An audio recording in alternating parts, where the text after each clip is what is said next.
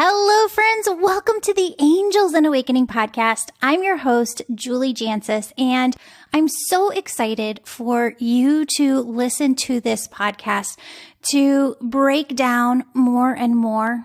And so that within you seeing how this is being broken down, how this is evolving within me, that it can evolve within you too. So in the interview today, I am talking with a podcast listener, June, who is the most beautiful soul. And in my conversation with her, you're going to hear her say that when she is as a Black woman, when she is in conversations with white women, she is cognizantly aware that they are filtering what they're saying to her. And until June presented this information this way, I'm going to be honest, friends, I really hadn't seen that within myself. But what happened is the angels were so surrounding all of us in this conversation. And as she was speaking, my angels were taking me back to different conversations in my life and showing me the thoughts within my mind as I was interacting in conversation with different people. And what I found was that my interactions with white women are unfiltered. I feel that now. I see that now. And I can also see where my interactions with Black women are filtered. And friends, I can so see now where, looking back, that my conversations with white women are not filtered. I'm not worried about anything. And so I'm fully speaking my mind, but that when I am in a conversation with a Black woman, I'm constantly running through a filter. Am I going to say something wrong? Am I going to say something hurtful? Am I going to say something in a way that I don't mean it or that I don't want it to be perceived wrongly? And I'm going to say too that over the last week and a half, what has really come through to me that I have to work on based on everything that I have been through is my own perceptions of men.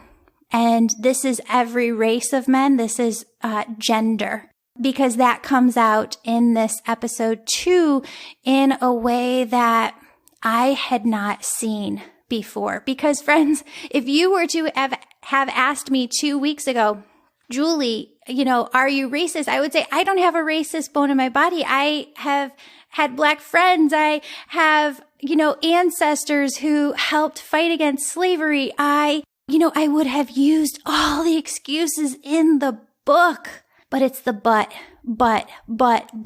this, but that. There is no but. I have no excuse. I see myself and I want to go deeper into this so that I can uncover all of the parts of my shadow, all of the parts of my ego that I didn't even know was there. Because when I do that, wow, it not only helps me to teach from a different perspective, it brings healing about more. And I don't typically do this, friends, but I'm going to do it today. I want to read to you what I wrote for the Angel Message Monday, because what I was trying to say in Monday, I don't think I had my thoughts fully formed, but this message that I wrote just kind of was channeled through me. So I want to read that to you now. Healing begins when we acknowledge the pain in another. Friends, this week I have learned so much, but have really only truly begun to scrape the surface of what I need to know. In the spiritual community, some teachers continually use the terms like let it go, accept what is, or we tell people what you're experiencing was in your soul's contract. You came here to experience this hardship. But friends, when we do this, we bypass the pain in our fellow human beings. We sweep the core of the problem under the rug. We hide the problem instead of acknowledging that it is a problem or that a problem exists, which makes the hurt party feel like he or she is crazy. In doing all of the above, we perpetuate widespread global issues that are causing pain in the lives of groups of human beings. We also perpetuate the hurt and the pain within individual human beings here on earth. In essence, we stunt the growth and the healing process of humanity. In order for healing to begin in the Black community, we must say, yes, there is a problem. I see it. And do not add a but after that, but this. We need to say, I acknowledge that I played a role in this problem with my silence, with my passiveness, with my not wanting to see that there is a problem because it benefited me. We must say, sorry. I'm so sorry for the role I played. I will do better. I will learn from you so that you don't have to carry the burden alone, so that I can teach others who held my mindset. Friends, I am so sorry for the role that I played with my blindness, my silence, my passiveness. In the podcast episode Monday, I laid out action steps that I am taking to change in my personal life and in my business. I go on in the angel message to say, friends, I have been seeing Jesus a lot in my meditations this week. He keeps showing me the anger and the fury at businessmen within the church for upcharging people from out of state who came to his town for Passover. This is the story within the Bible where Jesus flips tables. His message is clear. We can be spiritual and angry at the same time. We can be spiritual and take action at the same time. We often hear the phrase from the Bible, faith without works is dead. Let's modernize this a little bit. Living in high vibration without taking action on the world's injustices is not living in the highest vibration we can. There's a reason you see angels wearing armor. They are fighting the egoic mind within each of us. We can help them in their battle by taking ownership of where we allow our egoic mind to dominate us. We can take ownership of our silence and our inaction and change it. We can start here and we can take action now. And we can take action in our own way. Friends, if you are a quiet person, more shy person, perhaps you're not going to be speaking publicly, and that's okay. But what forms of action resonate with you the most? It may just be learning, and it's okay to start there. So friends, that was the Monday angel message, and I have so been praying about this, and I hope I conveyed it in the right way Monday, but I want you to know that moving forward, this podcast still is about angels. It's still about spiritual awakening. But what we're going to do here is grow more deeply together. What we're going to do here is bring on therapists, bring on people who know more than I do so that they can help teach us different things. And friends, what I think you're going to find is that over the next 6 months, the next year on this podcast, we are going to look back at ourselves and be like, wow. I didn't know how much I could still grow, could still awaken spiritually, could still feel more from the other side than ever before, tap in more with my alignment, with my highest vibration that is.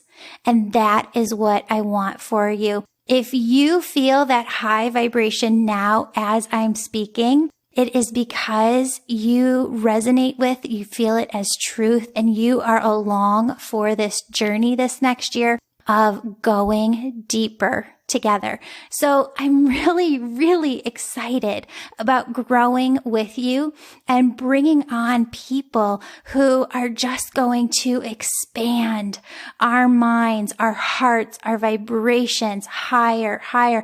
It's happening. There is so much coming together behind the scenes.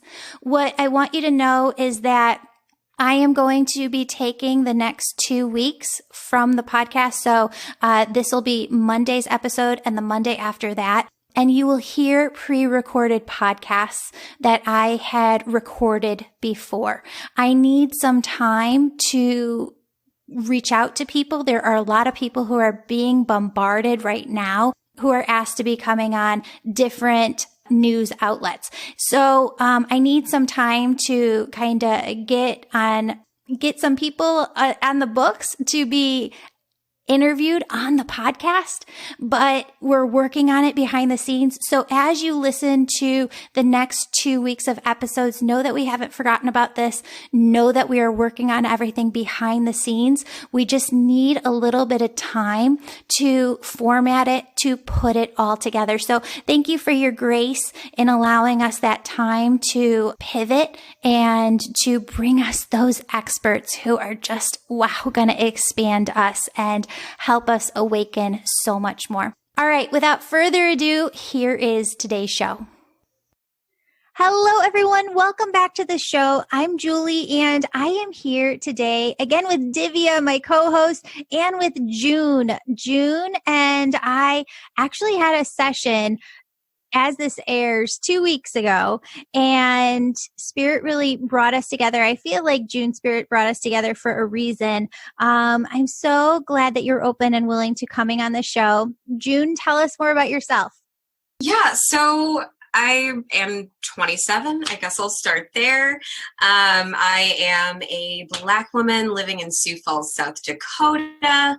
My day-to-day, I work at a furniture store. I've been back now 2 days back at work since being on the quarantine. I did really enjoy some time away from work, but it was interesting getting back. The second day was a lot easier than the first, I'll say that. Just as far as me in general, I'm a creative. I do graphic design work, interior design work. I just love to make things with my hands. And yeah, I've got 2 dogs and a fiance, and I'm a new homeowner. And that's pretty much me in a nutshell, I would say.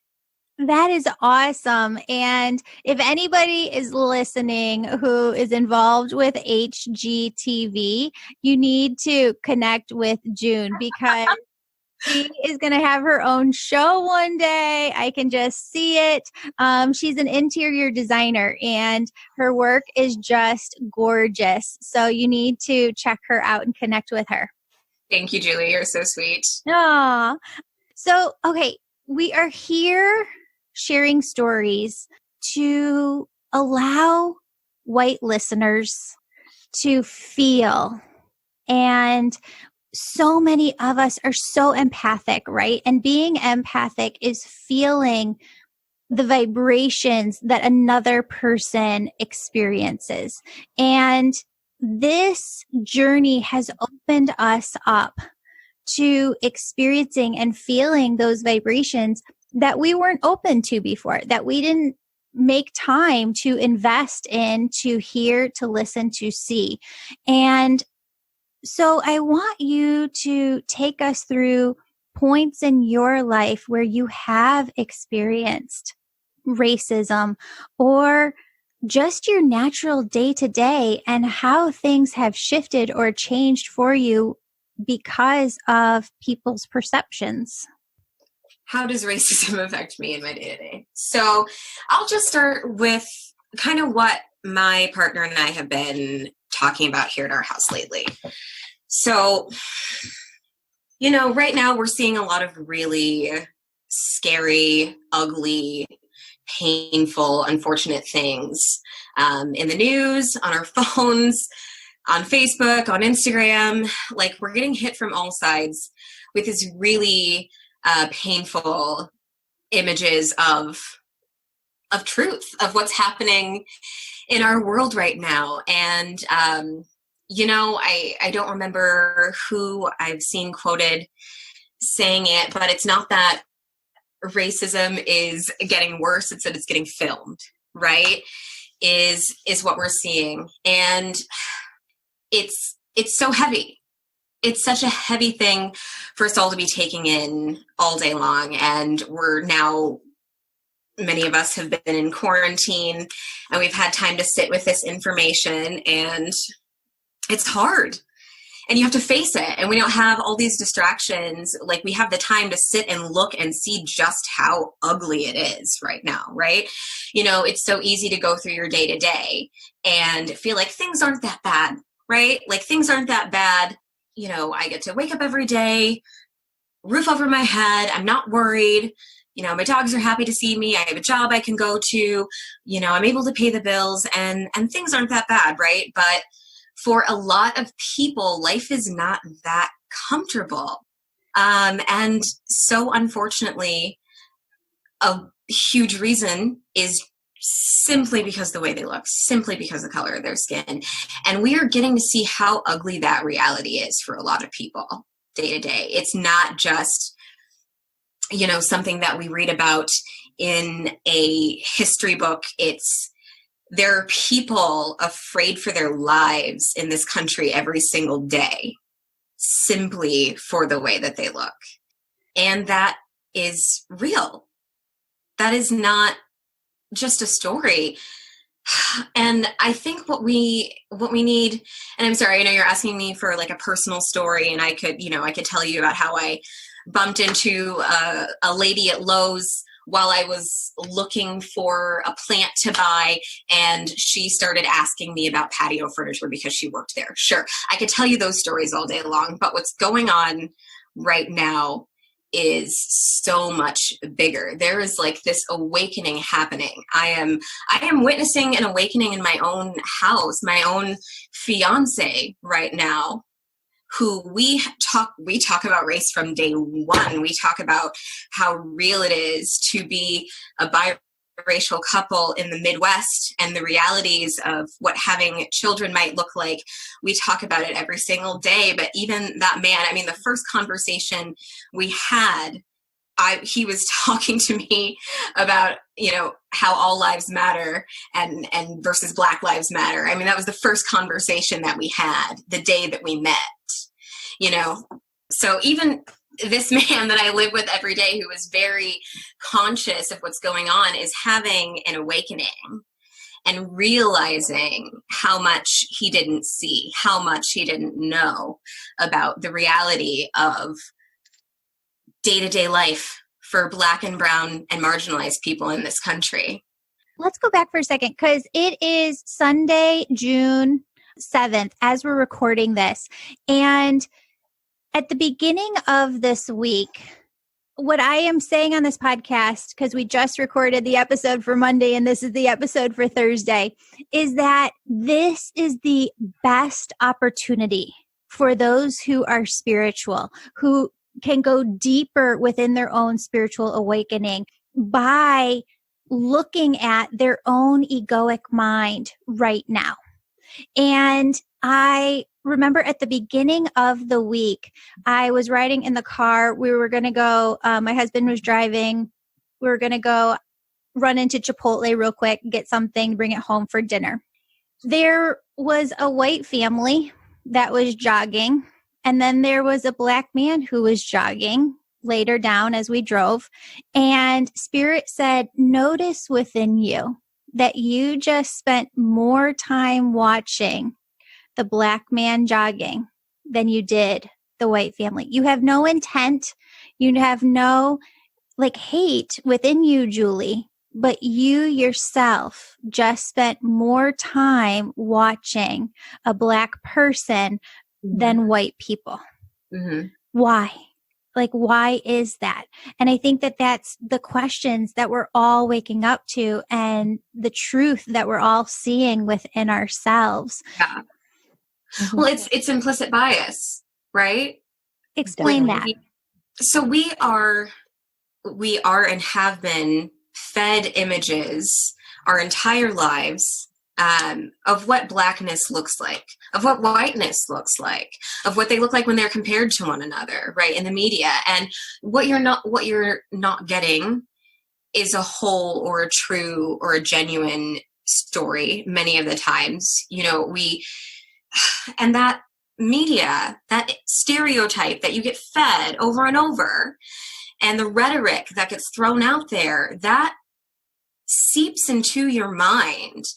And, you know, if you see a black man play a robber or a rapist or, someone who is out to get, a vulnerable white woman, if you see that, in your face enough times, or if you hear the kind of rhetoric on the news, things like, if you get that enough, when you encounter that black man in real life, and you don't see him at work, and you don't see him at school, he's not your teacher, he's not your neighbor, he's not your friend. If you're not getting a holistic image in your day-to-day life of what people who don't look like you actually are like, well, first of all, if you did, you would see they're just like you. But also, if you're not getting that, then all you're getting is this one-sided image of a caricature of what it means to be Black in America. And that creates fear. It creates hate. It creates otherness. So whether or not you are a openly hateful person, if you actively try to be anti-racist, if you fall somewhere in between, whether or not you're aware, on some level, there is going to be that experience of implicit bias. And, I remember saying this to Mitchell maybe a few months before we went on to quarantine, as we were having one of our conversations about this topic, that I have to recognize every single day that everyone who I encounter, because I encounter very few Black and brown people in my workspace day to day. I'm the only person of color where I work, and have been for a long time in many different workspaces here in Sioux Falls, South Dakota. That I know that everyone that I encounter all day long is running me through a filter and has to remind themselves, if they're the kind of person that would do that I'm a human being just like them. And how does it make you feel when they run you through that filter that you're the only Black person working in Sioux Falls, South Dakota in this furniture store? How does that make you feel? Othered. It's not just that it makes me feel othered. You're just constantly aware of it, right? You're constantly aware of having to bridge a gap between yourself and someone else. And no one is going to walk that bridge over to me, right? Like, I've got to walk it over to you, and I've got to show you the ways that we're similar without really, like, I'm not going to say, hi, I just want to make sure that you know that you and I are alike, but just through stories and conversation and getting to know someone through work, you just try to find things that you can have in common to try and normalize it. It can be extremely frustrating, though, because I am hyper aware of the prejudices that I see in my coworkers. I am. I remember being in a break room and someone is telling a story and saying something overtly racist that doesn't even cross their radar as a problem. And I don't want to say it because say it. For this person's privacy, I suppose I have to say it, because if you know me in this town, you know where I work, and you can probably guess at a handful of people who this might have come out of their mouths. And as much as I am for holding people accountable, I did hold her accountable in that space. But that creates really uncomfortable tension at work. Like, to have to be an advocate for just who you are, just your race at work, it just adds a layer that is so frustrating. Like, in that moment, I had to speak up, right? Instantly. My gut knee-jerk reaction is like, no part of that is okay, right? And what does it do? What does it do when you confront overt racism? It sucks the air out of the room. Oh, definitely. I felt that too. Yeah. And no one wants to say anything. And everyone's looking at you like you're crazy because you just called out racism for what it is. So when there are white people in the room who want to advocate for you in that instance, is there something that they could say that could take the burden or the weight off of you? Speak up. Speak up. Yeah. You know when something is wrong. You know when something needs to be said. You know when people who don't have a voice are not in the room and they're being spoken to in a way that is damaging. Speak up for those people who are not in the room, because that is how you connect. That is how you change minds. That's how you build a bridge. That's how we actually find progress in this world.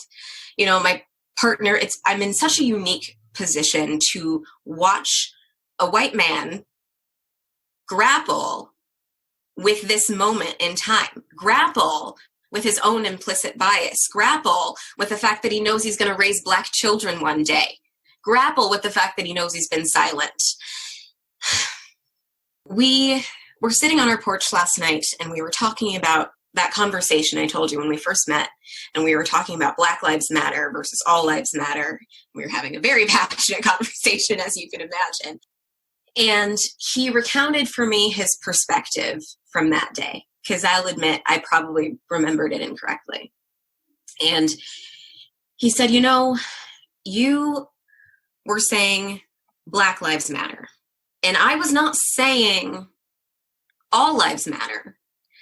I was saying, when you say Black Lives Matter, these people over here on the opposite side of the argument who are saying all lives matter, they don't understand. They can't see your perspective. They don't understand why you're so loud and so harsh and so brash and so angry. And you need to meet them in the middle. You need to dial it back. You need to water it down. You need to make it easier for them to eat, right? So that they can see what you're talking about. And he said, but you know what? I was wrong. Because I need to be that person in the middle. I am a white man. I understand these people on the All Lives Matter, and I understand the way that their brains are working in their communities and their stories and what they've been told in their day-to-day. I understand why they think the way they do. But I also am blessed enough to have my mind open, and I know why we need to say Black Lives Matter. I speak both languages, so I need to be that person in the middle. Yeah. I need to bridge that gap, not you. You need to speak your truth, and you need to be heard, and I need to be the translator. Mm-hmm. And I think that is what we need from our white allies. We need you to be so angry about this. When it guts you to wake up to Black bodies in your newsfeed under the knees of police officers, when it guts you to see that, it needs to hit you that way, because these are people. And I'm not saying that you don't feel that pain. I don't know what you feel. I don't know how it hits you, but I need you to be angry, and I need you to be loud. I need you to talk to your coworkers. I need to talk to your friends. I need to talk to your family. I need to talk to your racist aunt and your racist grandfather and all the people who think they're well-intentioned and so nice. No, if I'm not running around screaming NIGGR, then I'm not that person that is wrong or part of the problem. But if you're not speaking up for these people who can't be heard, if you're not translating that language, you're not doing enough. That's just what we need so much. We need to be heard. We need to be translated. Yeah. And that's what part of this is about, is getting this message out to white listeners, because a majority of the people who listen to this podcast are white women. And I can tell you, June, that I am so sorry for not speaking up sooner, because I have been in those rooms where racist family members have said horrendous stuff. And I know what you mean when the air just gets sucked out of the room and you're in shock because you don't know exactly what to say. And I'm saying it's my fault that for so long I sat back and said, well, what do you say? Right? And the point is, I did not educate myself that so the next time that it would happen, or the next time that it would happen, or the next time that it would happen, that I would know what to say, that I would know how to shut that down. And that is the point that I have been trying to communicate on social media over the last week, is that it's not enough to say, I'm not racist. I thought racist people were the people that they showed in the South who have the big Confederate flag flying off of the truck, who are, the stereotype, right? And it's not, because my silence, my passivity in saying, I don't know how to stand up, is keeping this system. Because when I didn't stand up, then that family member did it over again, and they did it over again, and they did it over again. And not once, I'm so ashamed to say, not once did I think to myself, wow, this is really unhealthy. I could actually educate myself on what to say so that the next time that this happens, I can shut it down. Yes. But I want you to know that you're not crazy, that I see it now, that it is happening, that it has been happening my whole life, that when my last name growing up was Julie Harris, and I'm not trying to center here, I'm just trying to educate. Mm-hmm. The first boyfriend that I had, his last name was Harris too. And he was a Black man. And every boyfriend that I had after that, or every Harris that I brought home, because it was a common name, my grandma would ask, well, is he Black? Well, is he Black? Well, is he Black? Sure. And I did not know how to shut that down. Mm-hmm. And I'm so sorry for my passivity. I'm so sorry for my silence. I'm so sorry that in this podcast being up for a year and a half, there have not been, I don't think, any Black guests on the show. I'm so sorry that on my team, I don't have Black team members. This is a huge, huge problem. I am part of the problem. I see it. And I don't even know the half of it because I feel like I am an infant right now, just learning. And in a way, on the podcast, especially, I'm afraid to talk because I don't want to sound ignorant and I don't want to put my foot in my mouth, but I'm willing to take that risk so that other people can call me out. To all people of color who are listening to this podcast right now, what I want you to do is to keep me accountable. I want you to show me where I could do better, if you're listening to any podcast episodes that have been on in the past and there's something that sounds like spiritual bypassing, I want to know, so that we can go back and address it. I don't want this to be a 2-week thing and it to end. And if you're one of those people who's like, Julie, I'm sorry, I'm not in for this, well, then you don't have a place here, because this is where we're going. And it's about spiritual awakening. It's about shadow work. It's about the egoic mind. It's about looking inward, because, my friends, prayer and positivity and living in a high vibration is nothing without action. Julie, can I ask you a quick question? What was your childhood environment like when you were growing up? So we lived all over the U.S. We started in the Chicagoland area. We moved to Vermont, Missouri, Washington, right outside of Washington, D.C. in Fairfax County. We actually moved down to Louisiana for just a night before my dad and mom split. My mom took us up to Chicago, but we spent some summers down there. And I heard the most racist things growing up. I heard very racist things, and I did not know how to speak up. And I feel like, and I know this is centering, so I don't want to do it. And you know what, June, if this is white centering, you tell me, and I am taking this out of the episode. But I remember growing up, and there are pictures of me at age 2 where I have Michael Jackson t-shirts on, and I have never identified with any other music except for hip hop and rap. And I love my music. It inspires me. It drives me. And I say my music because nobody else in my family, I think, loved it the way that I did. And I always heard racial slurs towards me of that I was more a part of that community than my own. And when I did stick up from time to time, and I don't look at my family and say that they're overtly racist, right? Like they're not out doing things, but there was shit said in the background. There's shit said at parties. There's stuff said behind the scenes.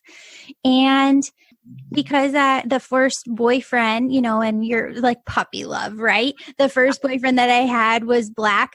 Then it was a question constantly asked by people when my mom would say, well, she's dating somebody new. That was the first question that was asked.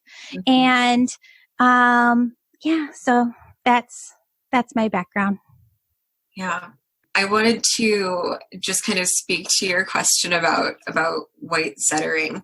It's so important to be conscious and aware of who's telling the story and whose story needs to be told, right? And so I just appreciate that awareness is there.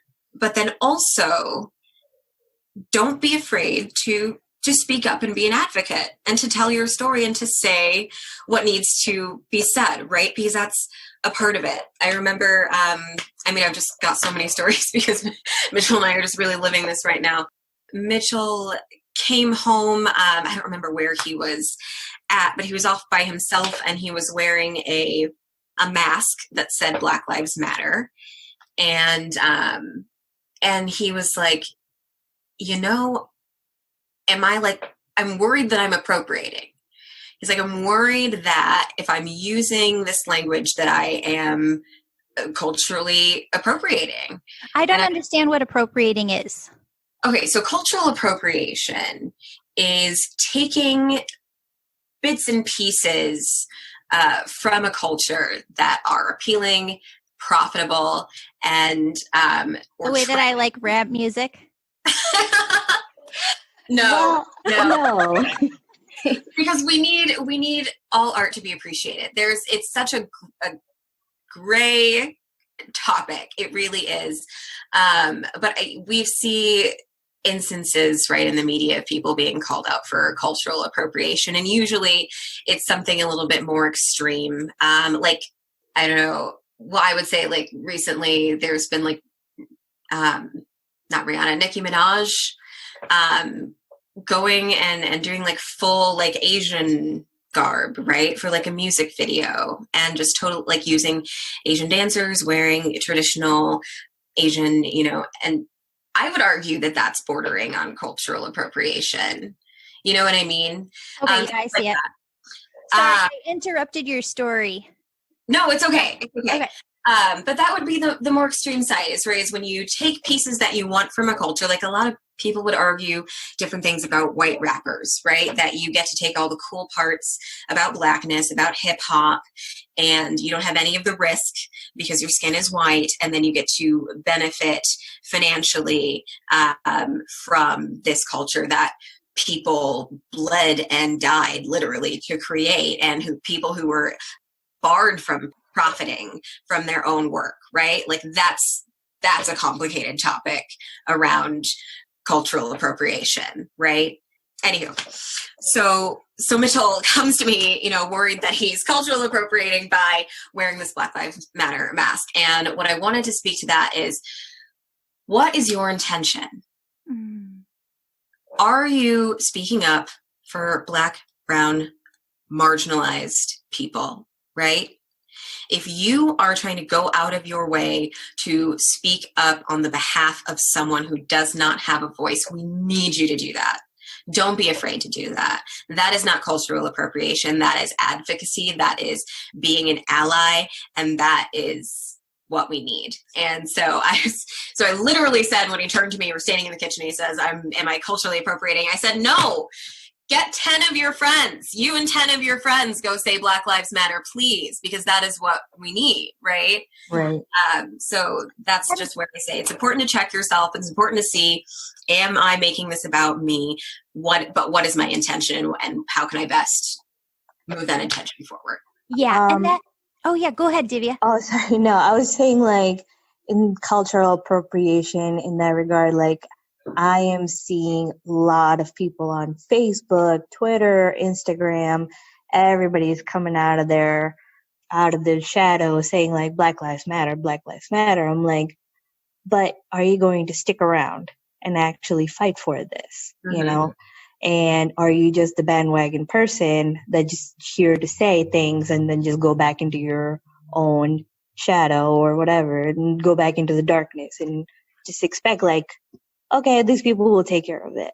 That's not what this is about. You know, it's just make sure to, if you're going to do it appropriately and do it correctly and understand it, realize it, and see what action are you bringing into the table so that you can help people move forward. That's the big thing. I'm like trying to make sure people understand it. And I want to speak to this point for a second because I have watched my egoic mind and my energy and my vibration go through this process of evolution just over 1 week, right?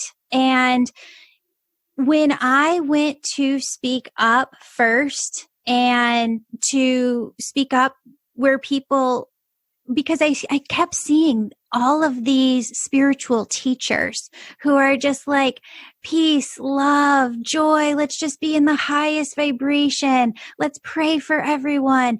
But there's no work. And they keep going back to the all lives matter, the all lives matter.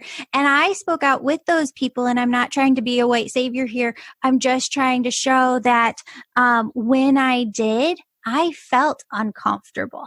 I felt a vibration of, am I going to say the right things, or is somebody going to come back and say something else? I didn't know. But Spirit kept saying, keep push through the fear, keep push through the fear, keep push through the uncomfortableness. And I want everyone who is white listening right now to feel that and to absorb it, because I don't think that it is something it's just like any topic that you become knowledgeable on. There are some people who are movie connoisseurs. They can talk about movies for 8 hours and have no problem. If there's a subject you don't know much about, you're not talking at the same rate or the same pace because you don't have that knowledge base. And I feel like what my white listeners need to hear is that what Spirit is showing me is that as we continue to learn, we become better advocates, better allies. We can speak more to those points. So keep going and keep advocating, even though it feels uncomfortable at first. Right. Absolutely. Definitely. Oh, and one more thing about the Black Lives Matter versus the All Lives Matter. We talked about this a little bit on Monday, but I need to make sure that people understand. It's almost, somebody explained it to me as if you have 10 children. You have 10 children of your own, and they're all at the breakfast table, and one hasn't eaten for 3 days. You are going to make sure that that child is taken care of first, that their needs are recognized, that they are seen, they are heard, they are cared for. And then the other 9 children are cared for. It's not that the statement in and of itself is false. It's that it bypasses a huger part of the healing process for Black people, which is when we say all lives matter, to me, what a Black person hears is you don't hear me, you don't see me, you don't recognize and acknowledge that 1, this is a problem. And 2, you have to change. You have to do something about it. You're bypassing my feelings to get to this state of euphoria. I mean, I can say like, so when this whole, the movement of Black Lives Matter, All Lives Matter started, what was that, like 3-4 years ago? When this happened, I mean, I'm going to admit that I immediately went into this, why just Black Lives Matter, All Lives Matter mode? You know, I was like, everybody is equal. Everybody is, you know, valued, should be valued. But then, I mean, I had my few friends say kind of the same exact story that you have analogy described it. I was like, oh, okay, that makes sense. It's It's because that they're not being heard, they're not being understood, that we need to bring them to the forefront and help them understand. Then we can say like all lives matter And I think because it's they just are treated acknowledging, equally. yeah, Exactly. if you listen to the first podcast that I did about this, almost 2 weeks ago now that you're listening, I didn't say the word Black once because I didn't know if it was okay.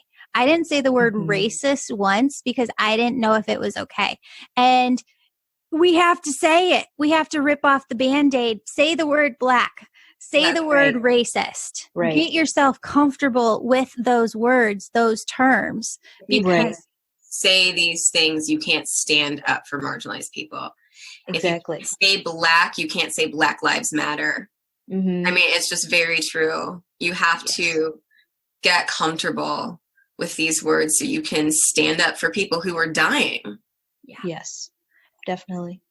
June, how do you see this? I mean, did we say that right? The all lives matter versus Black Lives Matter. We need to use the Black Lives Matter because not doing so is not acknowledging that there's a problem.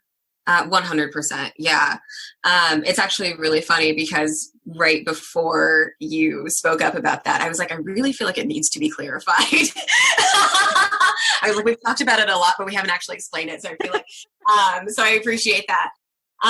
Yes. So the analogy that I am most familiar with to tell this story is that, imagine there is a neighborhood and a house is on fire, right?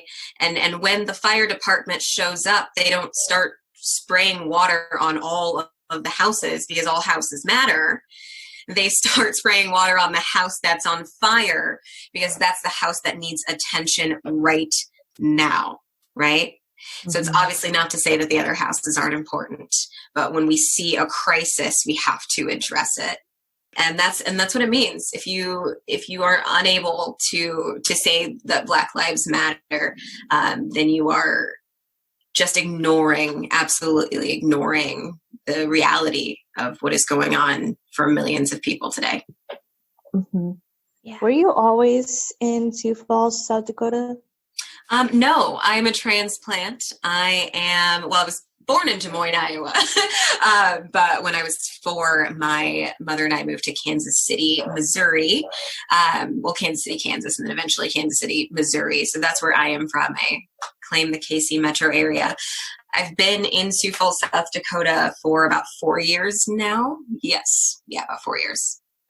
Do you feel a stark difference between the culture in Missouri versus most Midwestern state of country? Yeah, I do. I do feel a big difference. I'm familiar with the feel of a town like Sioux Falls because I did grow up in the suburbs of Kansas City, Missouri. I grew up in a town called Blue Springs, Missouri, and that's where I went to high school.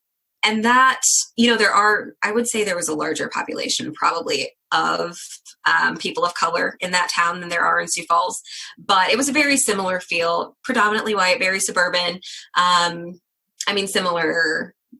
Similar atmosphere, environment, things like that. Yeah. But then it was very easy. You could drive 30 minutes to Kansas City, and that's where, or to Kansas City, Kansas, and that's where my grandmother lives, my uncle lives, my mother lives. It's a very diverse, very vibrant city. I mean, when you walk down the streets of Kansas City, you can just see so many wonderful kinds of people and just different, styles of fashion and people who just get to present all kinds of ways. I love the LGBTQIA+ community in Kansas City. That the drag culture is really fun and really vibrant. I miss things like that. I just miss it's just what you get with a bigger city. You have more people, you have more kinds of people. And I know we won't be here forever, but I feel like we're here for a reason. I feel like we have work to do. I definitely had to come here to meet my husband and to start this wonderful life that we are trying to craft for ourselves. But we definitely see a change of location in our future, I would say.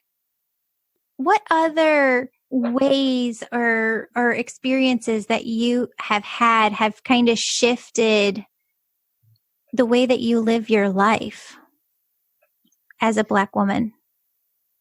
What has shifted, like being here in South Dakota versus being in Kansas City? No, just like what other experiences have you had as a Black woman that has shifted the way that you live your life versus white people living their lives? I think it's important for people to understand and to see and to feel this so that they realize that every day they're taking things for granted. Absolutely. Well, there's just a sense of awareness that you are quite often the other in the room, right? The quote unquote other. Sometimes we call it the unicorn in the room, right? So quite often, I'll be honest, and I will genuinely say that if I was not with my partner, who is a white man, that I would not still be living in this town, because there are a lot of rooms that I do not feel comfortable in. And there are a lot of rooms that I feel like I am granted privilege in because of who I'm with, right? I feel like oftentimes my experience here is a little whitewashed because of who I am with. But I will say what informs my experience is that I'm not going out by myself at night, really. Not that I'm constantly afraid that something might happen, but I wouldn't be like at a small town bar or anything like that by myself. But you're just aware that there's always a bridge to gap. I remember one of my first days at work at the furniture store, where I am the only woman of color. One of my coworkers literally reached down and touched my legs. I was wearing a skirt and I wasn't wearing tights. And she was so beside herself that I wasn't wearing tights that she had to touch my skin to make sure that was why my legs looked so tan. I don't know. It was just things like that. When people just aren't aware of what is inappropriate. Mm-hmm. I've been rushed up to in public and someone throwing their hands in my hair.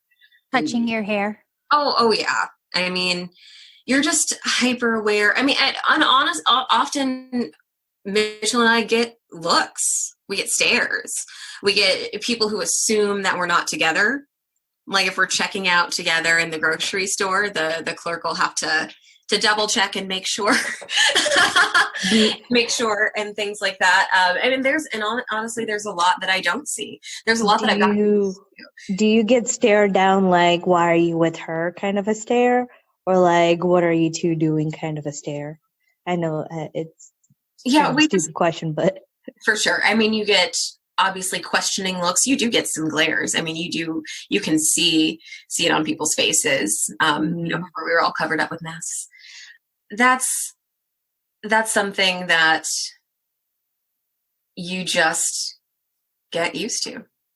I mean, do you feel a difference when you're with your partner going out versus when just you are going out to things, like how you get treated differently?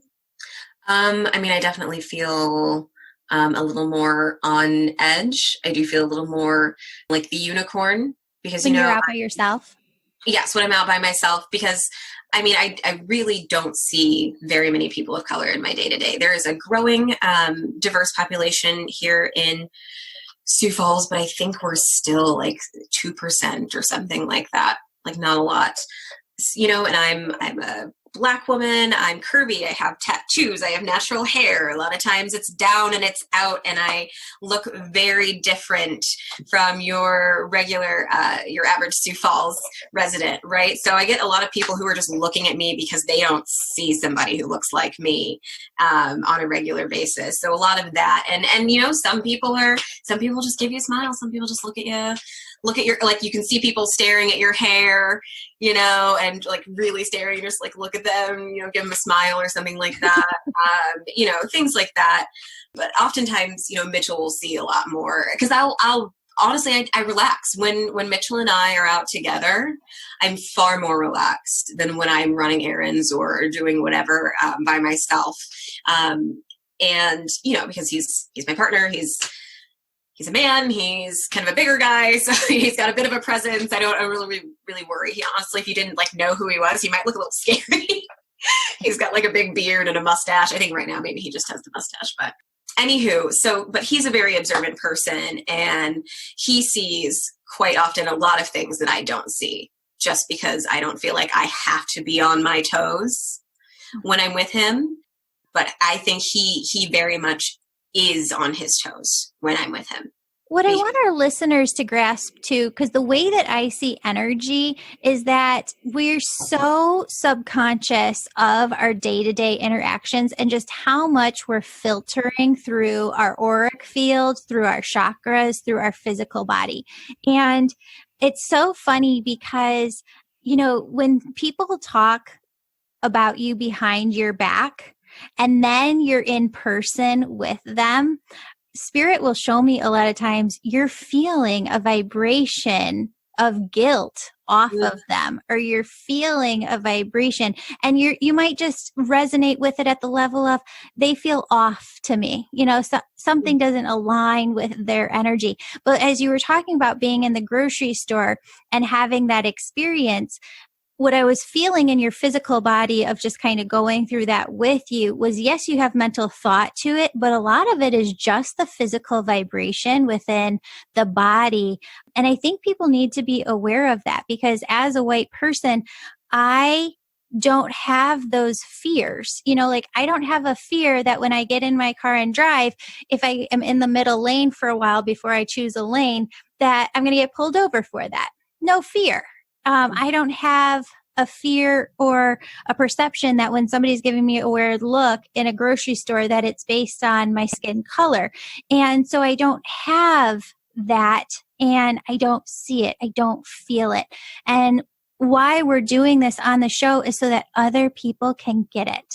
Other people can feel it, that we're not just talking about a racial slur or something like your coworker said at work that made you feel uncomfortable. This is an everyday vibration that Black people live with that we don't have as white people. Yeah. Thank you. Thank you for voicing that and for clarifying that and bringing some structure to that. I think I said it maybe a little bit differently earlier, is that you're just aware that you're being run through a filter. You're aware that the person that you're used to seeing every single day, right? I don't have to take a moment and pause and figure out how to interact with a white person, right? But that person has to take a moment, right, and remind themselves to feel comfortable with you, to adjust with you, and to not be on edge, right? If you're the type of person who would make that adjustment. And yes, you are aware that everybody is running you through a filter and trying to normalize your presence in their life. And as a brown person, I feel like I've been implicitly biased sometimes towards doing the same things as well. I have to make sure I put a filter on as well. And I receive it and I give it too. And I was like, why do you do that? It's an instant realization. It's Spirit's telling me you don't need to do that. Just treat them normal, you know? And it's an unlearning as a colored person myself that I have to do to say that that's not right. You have to give the same kind of respect and a same level of love that you're giving to another person who is of same color or a white person. And that's not just fair.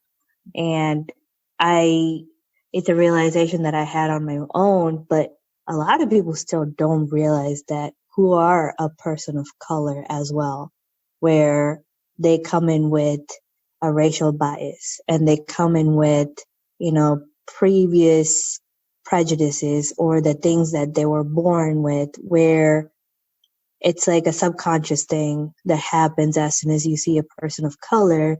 They either have to filter it or just be like, oh shoot, I cannot say certain things. Society, culture, our media that we're fed has done such a good job of dehumanizing people of color, done such a thorough job of teaching you how to feel when you see a certain kind of Black person or brown person, or, you know, any kind of minority has been given a role in what we're fed day to day. And it's not just white people. Black people have implicit bias.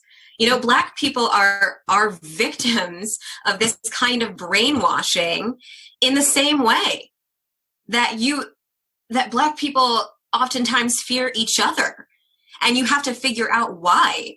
You have to grapple with that what I have been fed is that I am bad.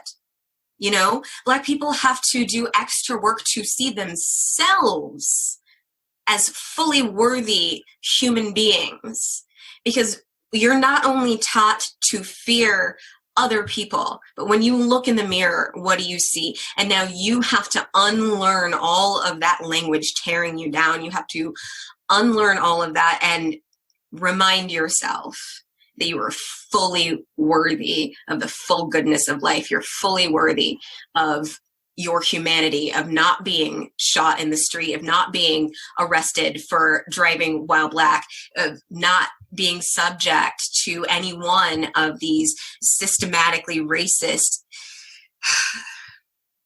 sorry, that there is just, there are so many layers of this that have to be addressed. Right.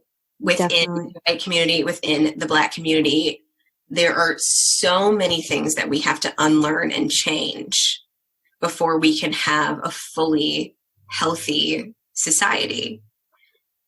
Oh, sorry for getting on my soapbox. No, it's totally fine. And how has your spiritual journey helped you recognize those things? Before we go into that, I kind of want to go deeper because I just want to make sure that the listeners got the last point. And I try so much in this podcast to use where my ego comes in and my egoic mind comes in so that you can see it.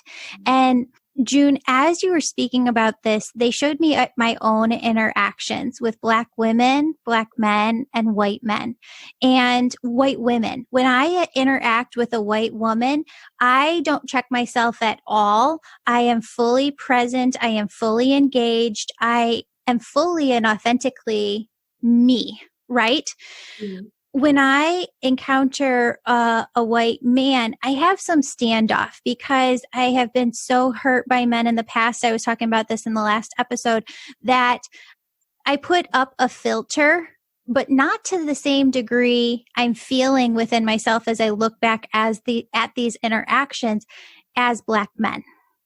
And when it comes to my interactions with Black women, they're showing me one in particular, woman that I run into often who I just adore. I always say to myself, am I going to say something wrong?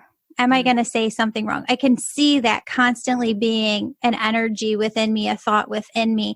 Mm-hmm. And I can feel the energy of just fully being myself with white women, and I can feel that checked energy. I never saw it before you addressed it in this conversation. So I'm so grateful to you for bringing this up, because I never put myself in her shoes too and said, how would this make her feel? And I see and hear what you're saying, that energy that you feel back from me is, am I worthy? That's powerful. And I am so sorry to anyone listening who has felt that from me. I'm so sorry. Thank you for that, Julie. Mm-hmm. Thank you. Oh, there's a lot of work to do, friends. There's a lot of work to do. We all have so much inner work to do. We all have so much learning to do from one another. And what I don't want is for people to get into a place of shame and guilt over this. Do those feelings need to be processed? Yes, 100%. I'm watching my partner right now grapple and struggle and feel this ugly shame. But you know what? He's calling it out. He's calling out that shame, and he's facing it, and he's staring it down, and he's going to face it head on, and he's going to come out the other side better for it. And he's going to take that energy and make it productive. He's going to take that knowingness that he has now and put it to use. I really do believe that. I just don't want people getting stuck in a place of shame and guilt and then not doing anything productive with that energy. Because I'm sure, Julie, you've said it 100 times, that is the lowest vibration. Mm-hmm. And it is not going to serve our ultimate purpose. Yeah. Do you need to grapple with it? Is that human? Yes. It's okay to process that, but please, please, please, please don't stay there. Mm-hmm. Don't stay in that negative place and feel like, oh, I could have done this. I should have done this. Yes. And you know what? That's great. If you have a map that you can point to of every time you feel like you didn't show up when you should have showed up, if you can see where you failed, if you wish you hadn't said this, if you wish you had said that, if you want to redo an interaction with someone, fantastic. Now you have a roadmap. Now you have something that you can look at. So when you're looking at it in the future and those situations come up again, when your aunt says that again, when your friend had too much to drink and they think it's okay to say this and that, now you know exactly how to show up, and now you're not going to do it again because you have the language, you have the education, and now you know how to recognize the situation. And you know that you don't want to feel shame. You don't want to feel guilty. You don't want to feel like you didn't show up for Black, brown, marginalized people once again. Yeah. You have a map. Yeah. And that's what it takes. We have to learn from our mistakes and move forward, which is the most human thing to do. Mm-hmm. It really is. Mm-hmm. I'm so glad that you said that, because you're right. That shame has been there, and it almost feels like a grief over the last week of it is shame, it's guilt, it's grief. It's how could I have ever not seen this? How could I have ever? Yeah, it's just a total, how could I have not seen this? And we don't want to get stuck in that, because when we wallow in that, it's too much, it's too heavy, and we don't take action. I want to bring women, Black women on this podcast who have developed courses for white women, white men to take, so that they are benefiting from the income of taking those courses through them online, which they go through and they show, okay, that roadmap, when this happens, this is what you do, because I don't have that knowledge. And it's something that I am committed to doing for the long haul, the marathon, my whole life. And I can't learn it all at once. So I'm going to learn step by step, and I'm going to make some mistakes along the way, but I'm going to keep going and keep teaching and keep bringing that message here, because we need it. And I'm so grateful to our podcast listeners who I can so feel the energy. They're like, yes, let's do this, because the more we do this, the more we grow. And spiritual growth as well. Being spiritual doesn't mean that you can't be angry at the same time.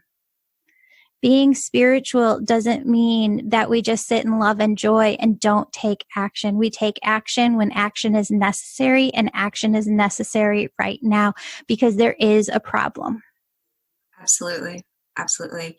I really feel like collectively we are in such a time of opportunity for growth, such a time to collectively heal and move forward. But we have to bring everyone along, right? Like, we are only as strong as the weakest, right? So we have to heal each other. We have to allow these systems to be undone. These systems that are allowing these disparities to exist. The systems that allow cop after cop after cop after white supremacists running down the street with a gun to get away with murder, literally time and time again. The systems that keep Black people and brown people out of housing, the systems that keep people poor. These are all things that can be undone. And that is really a part of the larger work that needs to be done right now. We need to heal these relationships so that we can heal these systems, because these systems are what is doing such great injustice in this country. When I don't have the same opportunity as my neighbor to have fulfillment in life, to have the same, to get into the same rooms, to make the same wage, to be regarded in the same way so that we can have these vital relationships that are needed for success, right? For the American dream, what we're all after. We all just want to be happy, have healthy families, healthy lives. And in order for all of us to have access to do that, that work starts here. But by and large, the next step is taking down those systems. I just want everyone to have that on their minds. And it is. And it's a conversation that we need to have. I feel like it's a really large conversation, and I want to have somebody else on to talk more to that point of it does start with economics and what can we do? I think one of the biggest things right now has not just been don't burden your Black female friends with all of these questions, because they're exhausted right now too. But why are you asking for all of this education for free? This is work that has had to be put in by people. And just the way that you take my angel communication course, there are Black women who have created courses that you can go through over a number of weeks to learn this information. We don't have to be hounding other people for it, or apologizing profusely and asking them to teach us. It's there. All of the information is there. It's up to us to, in our own time, behind closed doors, not for kudos, not for gold stars, to dive into and digest this information, because there is white privilege. And we have not, in my case, I have not seen it. And I am part of the problem for not seeing it, but I have committed to changing that and to showing that journey here so that you listening can learn right alongside me. Absolutely. Absolutely. Do we have time to speak to that? No. I just want to say, June, you are a beautiful person inside and out, and whoever doesn't see it needs to see it. That's all I want to say. Thank you. That's very sweet of you. 100%. Yeah. And what did you ask, June? Did you ask if we have time for something? Yes, I just had a couple of little things that I wanted to throw onto that as well. Awesome. Yes. Sorry, apparently we can talk about this all day long. No one Black person speaks for all Black people. I just want to throw it out there. If you've got Black friends, yes, please have conversations with them, but don't put the burden of the perspective of all Black people onto the only Black people that you know, because all of our experiences are so vast and so varied, and we are individual people just like you. And all of your experiences, I don't expect every white person that I talk to be the experience of even a majority of white people. So just grant people that little bit of peace. Know that it is stressful. Know that we're processing a lot. Know that we're learning a lot. I've been learning this week. My perspective has been shifting this week. I've been seeing where I've been naive, where I've been too trusting, or not seeing the degree to which things are what they are. So yeah, just know that, yeah, we all are under a lot of stress. So let's not, add stress to people by assuming that their perspective is all perspectives. June, what else do you need from white people? Or brown. Or brown, yes. For brown people, yes. We just need to have uncomfortable conversations. We do.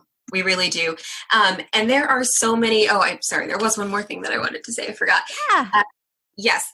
Give Black women your money, please, if you can. But also, if you don't have money to give anyone right now, there are so many free and wonderful conversations being had all over the internet right now. Code Switch from NPR is a fantastic podcast hosted by two people of color. There is Still Processing, a fantastic show sponsored by the New York Times, hosted by two queer people of color. There is, sorry, that one slipped my mind, but there is a podcast that is produced from prison. Julie, have you heard of that one? No, but I want to check all of these out. You know what? If I take a moment to pull up my list of podcasts right here, I can tell you, because that's a fantastic one that I have really enjoyed listening to. Ear Hustle, Hustle, is literally produced from a prison, San Quentin, I believe, and it is hosted by one white woman and one man who is in prison, and there is a lot of perspective you can get. Actually, I believe the host now actually just took the place of one of the a host who was actually, he got to go live his life. He was released. Just, there are so many podcasts. You can literally Google Black podcast or Black hosted podcast, because I do it because I need these people in my ears as well. And these are just wonderful, raw conversations with so much perspective, and you can learn so much if you feel like you don't have resources to take a class. It's there if you want it. That is fantastic. I love that. Thank you, June. Yes. Divya, did you have another question for June? I do. Are we okay with time? I know we're like... Yeah, we are. Okay. Well, I guess the question that I asked was, how did your spiritual journey help with your growth as a person, or a growth in who you are with your identity? With my identity, I will say that my spiritual journey hands down saved my life. Before I really began to explore spirituality, I was in one of the darkest places, probably the darkest place of my life. I was feeling very isolated. It was while I was living here in Sioux Falls, and I was working not where I work now, but I was working in a place where it was very isolating. I was definitely the only woman of color. I was facing a lot of racism in my workplace that no one could see but me, because it felt normal to everybody else. And I felt like I was very much stuck there. And so I turned to, it was just meditation. I turned to just meditation to find some peace in the day.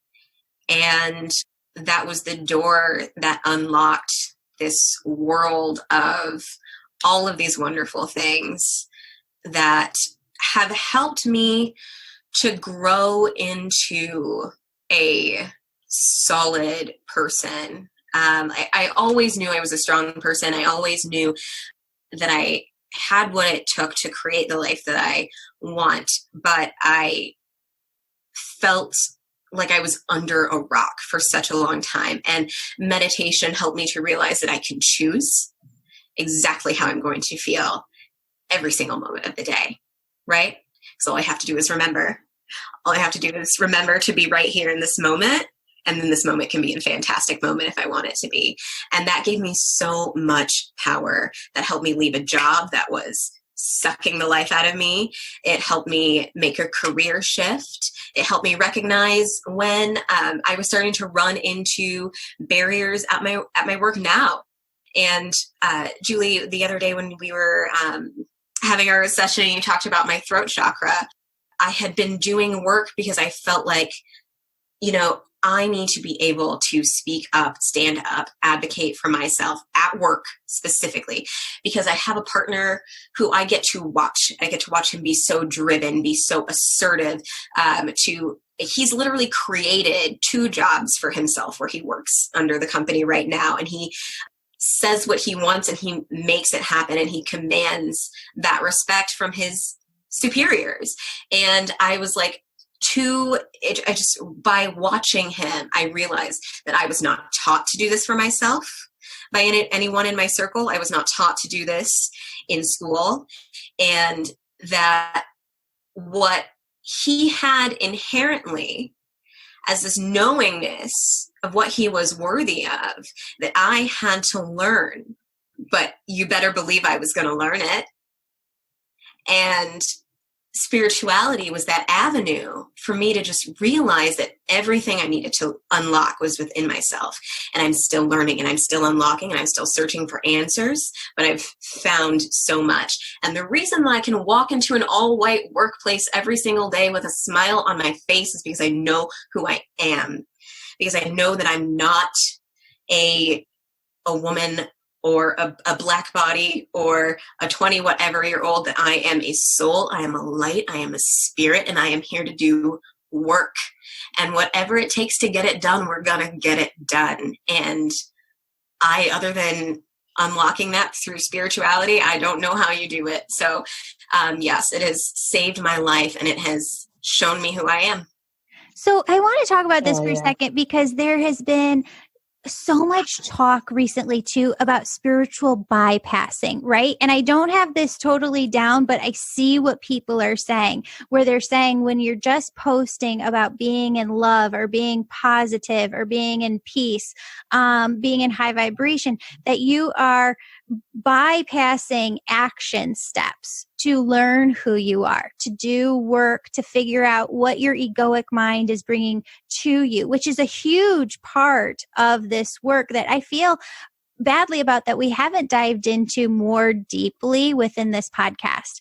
And where do you feel like you have seen spiritual bypassing? Have you seen it? Have you been aware of it? And what can we do to shift that? So this is a new term for me. So I'm just going to clarify. So spiritual bypassing, basically just making the high vibration the goal and not the internal work. Is that what you're saying? Yeah, where they're talking about how when we spiritually bypass, it's like the phrase, let it go. Okay. Or somebody who says, just accept what is. Mm-hmm. Okay, those might be a different time for a different day. But right now, what we need to do is check our egoic mind, and to dive deep within our subconscious. We need to see black. We need to see white. We need to see the division so that we can acknowledge the problem, so that we can address it, so that we can make the changes. Okay. So are you talking about the energy of like, oh, I don't see color, everything's fine, we're all good to go, we don't have to address your trauma, because we can just lean into everything is okay, right? Okay, so I'm going to read. No, June, you don't get it. I think this is how I understand spiritual bypassing. So for me, feelings, let's just take like anger.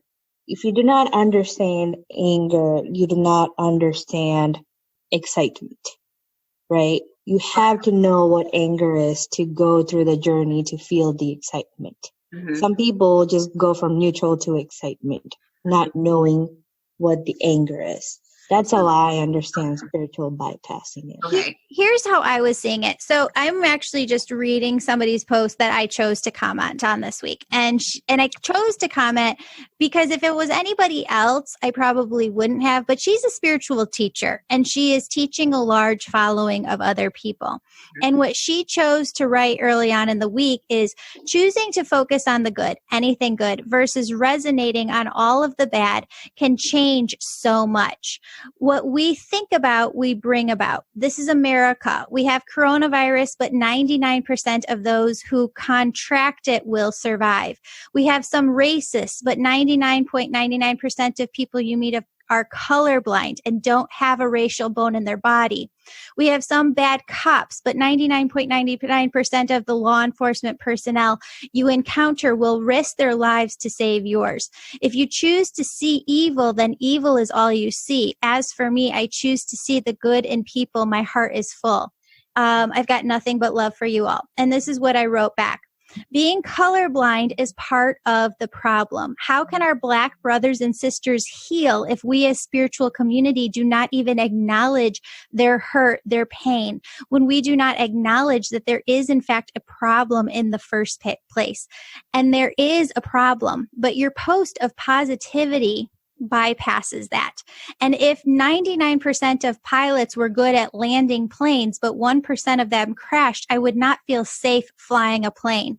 From one spiritual teacher to another, your post is spiritually bypassing and gaslighting. And it's a huge part of the problem that you're actually encouraging others within your base to do the same. As spiritual teachers, we must educate ourselves on spiritual bypassing and how hurtful it is to the Black community. My message to all my base has been feel love and pray for peace, but only while taking action in the way you feel called by Spirit. Absolutely. I see what you're saying now. Okay. So when I see something like that, I mean, it's just someone revealing their privilege, right? And their blindness to it. If you can sit comfortably in your seat and close your eyes, that's because you have the privilege to do so. That's because you're not worried about your son being pulled over and murdered and no one paying for it, because you're not worried about being disenfranchised, because no one is in your backyard threatening your rights and your family and your safety and your day-to-day mental health, right? And what we have to do is lovingly call to people's attention their privilege when they don't see it. And I believe you did that. And I appreciate you responding to that person, because that is dangerous when you're in a place of power, when you have an audience and what you're feeding that audience is not the truth, when you haven't done the work on yourself, when you haven't checked yourself to make sure that what you're putting out into the world is beneficial to everyone, not just people in your seat, everyone. That is when it is so dangerous, right? Because then you're spreading that idea that if we all just look away, we don't have to say Black Lives Matter, all lives matter, anything. We can just keep going about our day to day. And I'll tell you, as someone who's on the other side of that, that is one of the most frustrating things in the world. Because when I can barely keep it together, when I feel the heaviness, the weight, the grief, the sadness of knowing what is going on, knowing what is happening to my spiritual brothers and sisters, knowing what is knowing that at any moment, if my body was in a different place at a different time, not even different time period, I mean, today, you know what I mean? That I might not make it out of a situation simply because of the way I look. That because I'm here in Sioux Falls, South Dakota, and I am in this bubble of where I have white people around me who care for me, and I have privilege by proxy because I have people in a community where I can go and you know me and you're going to look out for me in this certain space, right? If I don't have that, I can't communicate with you. You don't understand. If you're not even if you're not even validating that my reality is reality, I am alone in the truth of this grief, right? I carry it around and there's no one to even share it with, right? When I walk into work, I can't even vent. I can't even talk to you because it's not on your radar, because everything is peace and love and joy and nothing is wrong when people are bleeding and dying and grieving, you know? And yes, there is a place and time for every conversation, for every emotion. We have to, unfortunately, because we're human, we have these lives, we have to have some structure. We have to put things into a box, but things don't always fit into a box. You know, if I wake up in the morning and the first thing I see is that grief, and I have to go right into work, and I don't have time to meditate, to cry it out, to vent it out, I'm just carrying that energy with me all day. And the reality of this closed mind perspective is that no one is sharing that with me, right? No one is sharing that with a lot of people. These conversations are uncomfortable to have, but please have them with your coworkers. Please don't walk into work and pretend like nothing is going on. I applaud that my partner, I can hear him. He works from home and I can hear him every day, literally every day, having these uncomfortable conversations with his coworkers. And sometimes I pop into the office and he's got tears running down his face, and sometimes he's angry and what have you. But we're in a time where it's really important to call to the fore the truth of this reality, that the work that we do normally will always be there to be done.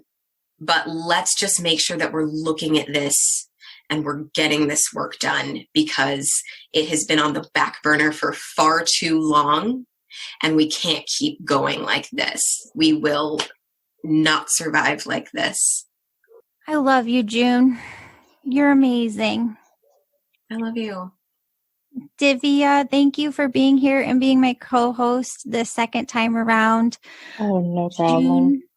Thank you again for giving me the opportunity. Like, I am going through nowhere half as what June is going through, but I feel your pain. I sympathize with your pain, and I want to do whatever it takes to help people have these uncomfortable conversations, and, awaken themselves, realize and be aware of who you are and what you're doing to the environment or what you're helping others to do. That has been a very, very passionate thing of mine. And I think June is feeling the same thing too. So I completely understand it. I appreciate you and the work that you do in your day-to-day too, Divya. I'm sure that you're having a very unique, localized experience as well. And I send you love and light too for your day-to-day. And I hope that you continue to just do well. Oh, same to you, June. Same. I hope we run across each other sometime in this lifetime. And I'll be like, June! Absolutely. I've got my eye on some of your classes, Julie. I want to be able to make it out to Chicago one of these days. Actually, Carly Baker. She is, she's my boss. She's one of my bosses. And I introduced her to your podcast, no big deal. And and we talked quite a bit about trying to coordinate a trip to Chicago to take one of your classes. Oh, I'm so excited. Well, there's a couple of things I want to say before people log off here. June, was it you and I in last week's sessions that were talking about the camera? Yeah, we did talk about a camera. Okay. So June is going to be doing a lot within her future of showcasing her interior design styles on social media. And I feel within my heart, spirit is whispering it, that there is someone out there listening who's like, I have a nice camera that I am not using and I have no intention to use. If that is you, will you please email me and we will get you connected to June, because I want to make sure she gets a nice camera to be able to, she does some photography on the side to make sure, because we were talking about that camera in the session the other day, and this is the way that we can support one another. I also feel, Divya and June, that there's something more here. I love how spirit just helps things to be pushed along and evolve. To our listeners, to you both, Divya and June, if you feel like there's something more we can do here, if there's another element that we're missing, tell me. We're going to dive into it. Okay. Yeah, let's definitely continue this conversation. Mm-hmm. I think there's a lot here. I think we can go further than this talk. Yeah, right. Definitely. And I think three of us pretty well spark each other really good. And I think we could definitely use that connection to do something more for sure. I definitely feel that. Yes, absolutely. I feel like that too. Well, it will come to us and spirit will bring it to us when we're ready. Just like Divya, I so thank Divya because she emailed me last week and she's like, Julie, there's something here. There's something that you can do with bringing stories of racism so that people can feel what that is, Right. and resonate with it and identify with it and change it within themselves by just hearing it. So Divya, these two podcasts, Monday and Thursday, would not have happened without you bringing this idea to me. So I so thank you. And the questions that you asked and the way that you presented yourself, I could see too where there's a difference between you as a brown woman who resonates and who gets so much of this already versus me, where I do feel like that infant and that baby. And I'm okay making fun of myself. I'm okay showing my egoic mind. I have been since day one on the podcast because that's what Spirit said that this podcast was about. That if I don't show where I'm messing up or where I'm thinking wrong, that other people can't see it within themselves too. So I hope that this has helped people listening, that through me showing my flaws, that you can see the change and the action that needs to be taken within your own life too. Mm-hmm. Definitely.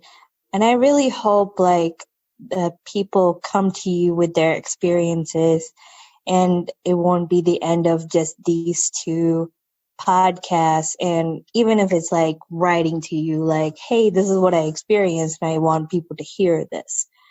So please read it in your podcast, or, dropping a note on your Facebook or your whatever social medias that you have. I think if there's a way to keep continuing this conversations, I think it'll help not just us, but obviously everybody in the world to awaken to hopefully economically and politically make changes in the future. Yeah, absolutely. That's our plan, is to incorporate this. And what I see happening is that there is a spiritual division kind of right now coming up where there are two camps being set up. One is the camp of thought where they're resistant to taking action and to taking change. And they just want to live in that high vibration, that peace, that joy. I'm not there. That's not me. I can't do that. There is so much injustice here. It's time to fight. Jesus went in and he flipped the tables. Why? Because people were coming to town, outsiders, for Passover. And what was happening was that businessmen in the church were taking animals and money. They were taking more than their share. And he went in and he turned the tables around. He flipped them over. He was angry. He was able to be the Son of God and hold anger at the same time. And we can be spiritual beings and be angry and take action at the same time. And so much of what I have heard over the last week, listening to According to Wheeze, listening to Sincerely Letty, listening to Maisha, I'll put her podcast in the show notes because I can't remember the name off the top of my head, is that all of them come from this thought, and you can feel it, you can see it, where there is therapy basis to what they say, right? Anybody who has been through therapy knows that there are ways that we have to look at ourselves, we have to go within, we have to unpack our wrongs and unlearn in order to relearn. And that is the spiritual path that I want to lead my listeners on, because it's the spiritual path that I want to be on. It's not okay. It's not enough to say, let it go. It's not okay. It's not enough to say, be happy with what is. No. We have therapy. We have work to do. And the energy that I have felt over the last week is just that being in marriage therapy for the last 5 years straight, that's what the energy feels like. Because when you are in marital therapy, it feels uncomfortable and you have to learn new terminology and you have to learn how to communicate again. And that is what we're in. It's just in a different way. But oh my God, I'm a different person because of that. And I am going to be a different person a year from now and 5 years from now, because the women that I just mentioned, you, June, Wheezy, Maisha, Letty, they all know how to use their voice. And I can say this 100% as a white woman, even though I have a podcast and I have been speaking for the last year and a half, that I don't speak to my husband. I have had to learn how to speak my voice. I have had to learn how to speak to my mother, to every person in my life. And I am still learning within that. And I'm actually I'm sorry if this is the wrong thing to say, but I'm so excited because I feel like the podcast had come to like this stale point of just, I didn't know which way to go.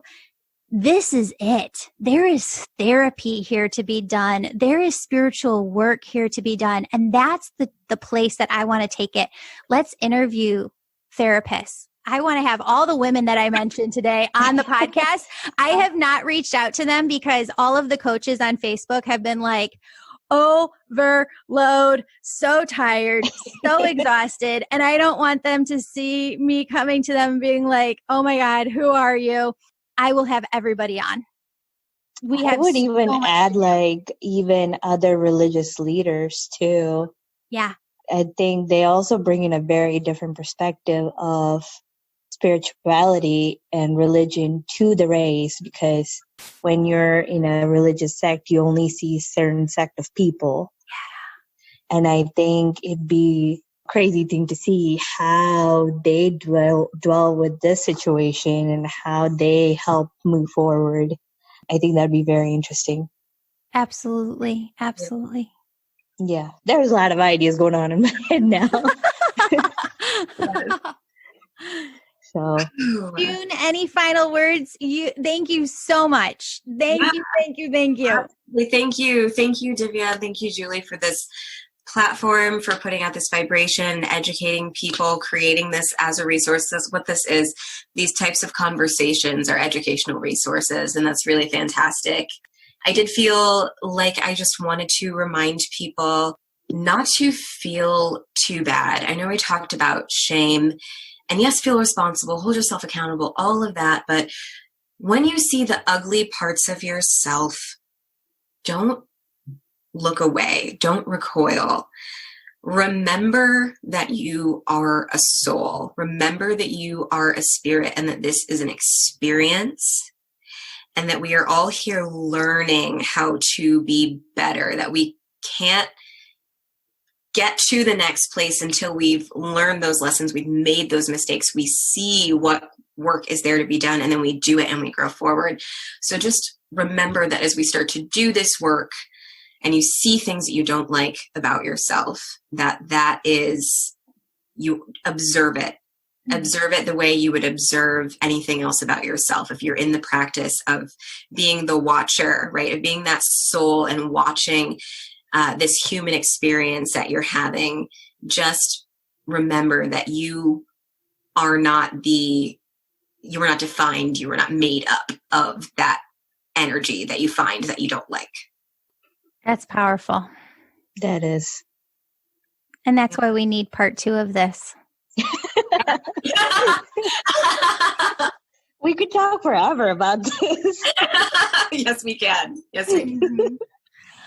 Okay, ladies, I love both of you so much. Thank you so much for being here. Listeners, thank you so much for being here, for joining this conversation, for being committed to doing your work, because I feel it. I know that you are, and I know that you're excited about where we're going to go and grow together.